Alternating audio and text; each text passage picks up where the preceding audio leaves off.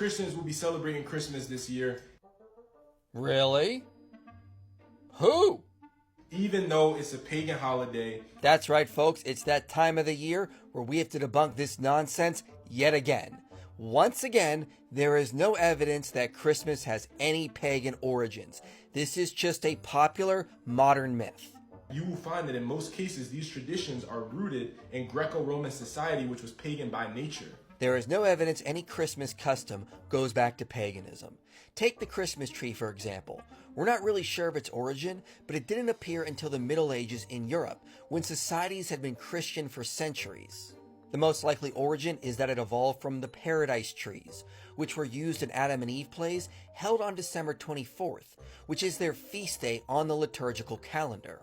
It was traditionally celebrated with an Adam and Eve play, and in Europe in the dead of winter, there aren't a lot of trees available, so they would use an evergreen tree and decorate it with apples. And that probably morphed into the Christmas tree, which was used on December 25th, the following day. So if anything, the Christmas tree probably has a Christian origin, and there's no evidence it goes back to paganism. So I challenge you Christians to go out there and start lining up these traditions and these doctrines and dogmas with the Word of God. Okay, there's nothing sinful about decorating a pine tree every year and giving out gifts. Therefore, there's nothing about Christmas that necessarily contradicts the Word of God.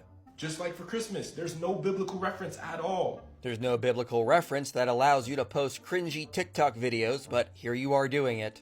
The only thing they did was attach Jesus' birth to a pagan holiday that was already celebrated. This is false. We have no evidence of a pagan celebration on December 25th prior to Constantine. Saturnalia was held on December 17th and never lasted until the 25th.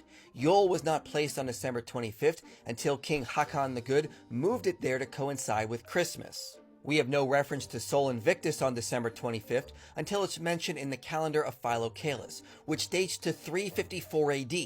But an earlier inscription that dates to the time of Constantine says his co-emperor Licinius worshipped the sun in November. Prior to that, Aurelian worshipped the sun with chariot races every 4 years in October, and the Fasti inscriptions don't mention any celebration on December 25th.